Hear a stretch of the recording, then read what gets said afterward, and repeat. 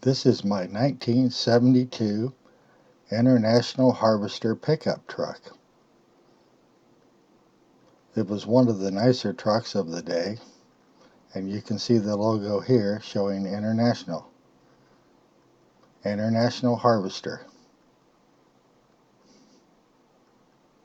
It comes with 16.5-inch rims. It takes a special tire, and it's a camper special. The 1310 was designated as the camper special. Here's the hood with a ridge in the middle.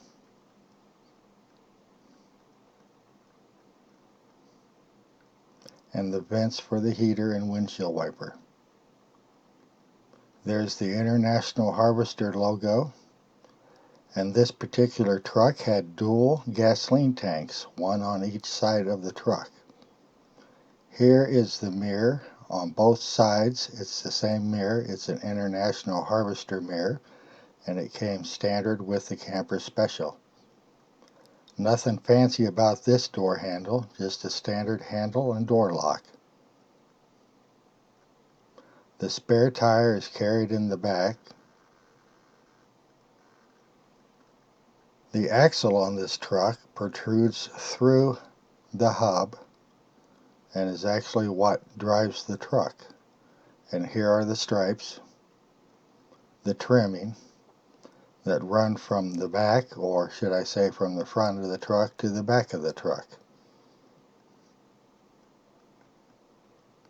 This truck is being primed right now for paint, and I've used Rust-Oleum. This is a tailgate that I picked up in the junkyard because when I got the truck it had a camper on it and I needed a tailgate, so the tailgate was missing.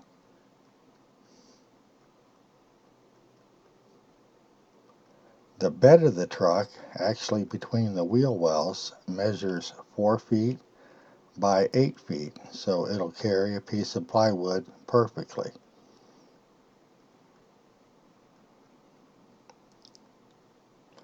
The spare tire is carried in the bed of the truck.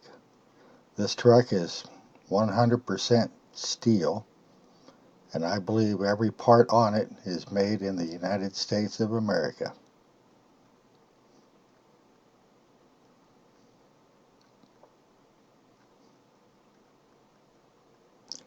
It has a 3-speed transmission, rear-wheel drive, and in this picture you can see that it has a extra fuel tank on the right side.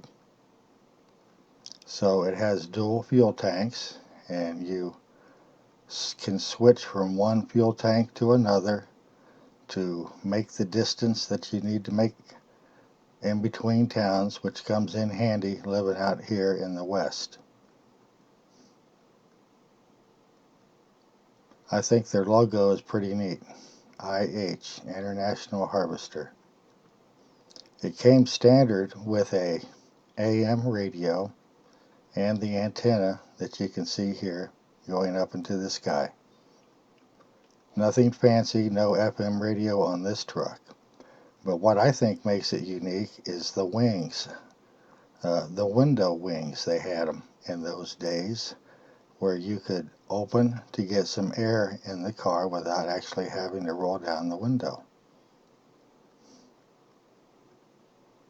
Unfortunately, the front windshield has a crack running down the front, but it's only on one side of the glass.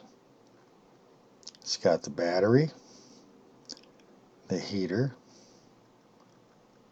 It's a carbureted engine with breaker point ignition, and incidentally it's timed off of the number 8 cylinder. This truck had air conditioner in it, but the high pressure hose has blown, and since then I have not bothered to restore it. But I still have the compressor and the pulley. There's the Saginaw power steering on this unit, reciprocating ball I believe they call it, and there's the pump. It has power brakes, cruise control, and the Holley 4160 carburetor. It's a 4-barrel carburetor, provides ample fuel for the engine. The truck really has quite a bit of power. I'm certain that it'll spin the tires if you floor it. It's got a 65 amp, I believe, or 70 amp alternator on it, driven with 2 belts. And here you see the cruise control.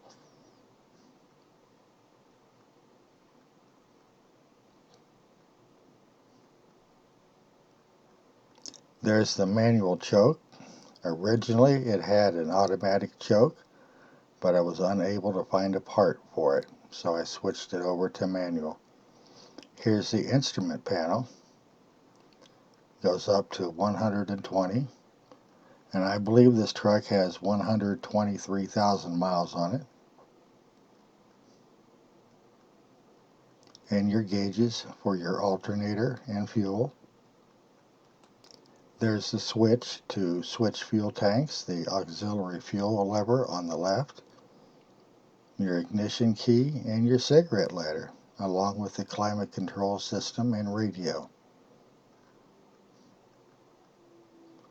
You can see the dash is somewhat weathered, being sitting in the sun out here in the southwest. That's unfortunate, but the dash itself is made out of steel. And this is where the evaporator or heater core is, and the fire extinguisher that I keep in the truck. I've never had a fire, but I keep it in there for safety's sake. Padded armrest, steel doors, and there's the mirror. And the wing, you can see the wing and the sun visor. The ceiling on this truck is actually made out of a cardboard substance. It's not soft, and it has little dots imprinted on it, so it's cardboard. But it's a vinyl covered sunscreen or a sun shield and vinyl armrest.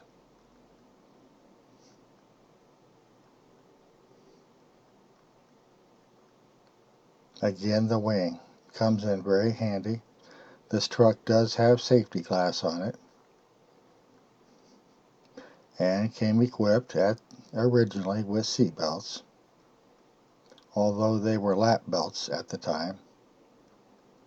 You can see here that it was manufactured in September 1971 by International Harvester. There's no pollution control on this truck other than the PCV valve,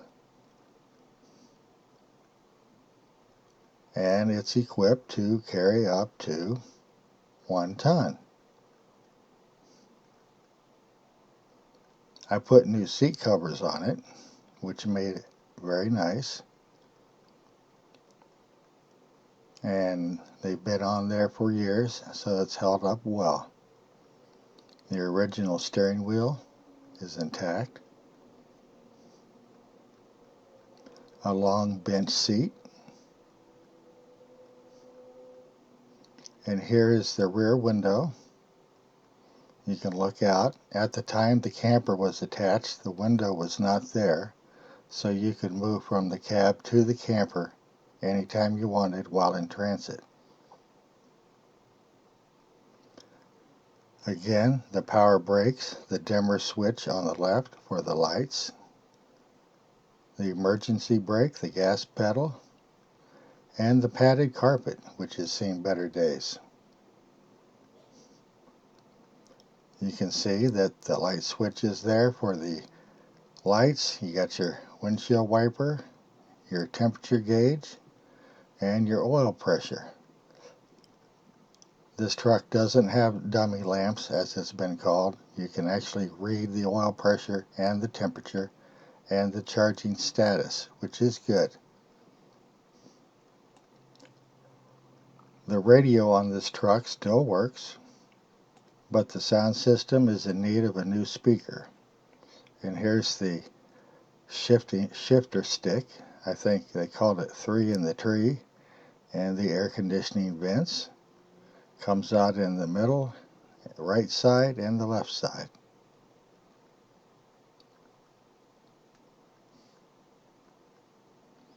And of course you have your dome light. All this stuff is still functional. It's got the snaps for the boot that once attached the cab to the camper.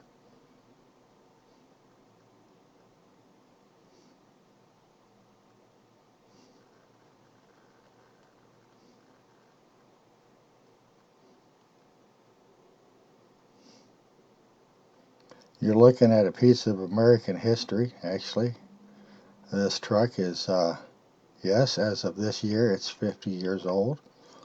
And here's the slots in the bed of the truck that was used to hold the camper shell in place. And this is where I store my extra fluids that I need to add to the truck. I need to add fuel additives since the gasoline now has alcohol in it, and it runs much better with the stabilizer. This is just the right size for a 2x4, these square holes, so you can tie your cargo down.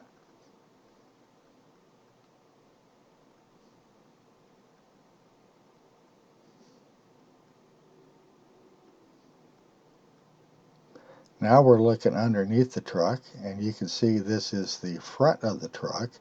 It has a solid axle going across the front. I believe they call it I-beam suspension at the time. It's a solid axle going from tire to tire, held up with leaf springs, not coil springs, and also has a torsion bar. So this is an unusual configuration, more like a Jeep than the modern day truck with the coil springs. This one has leaf springs. It takes a standard oil filter, pH 8A Fram. It has a 6-quart capacity oil pan. The back of the truck is equipped for hauling a trailer. It has one plug that will plug everything in.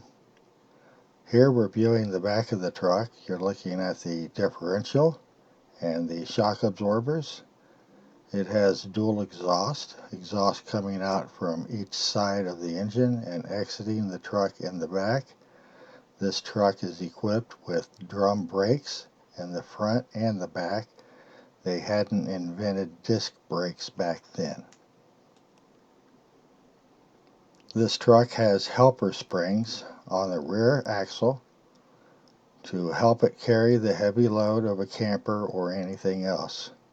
I have hauled gravel in the bed of this truck. Again, showing here, it's a 16 1/2 inch rim, and to my knowledge, the only company that makes a tire for this size rim is Firestone.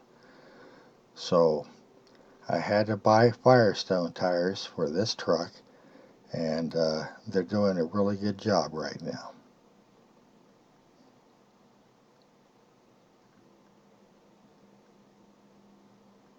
But they're the only company that makes this size tire that I'm aware of. I hope you enjoyed the video, and thank you for watching.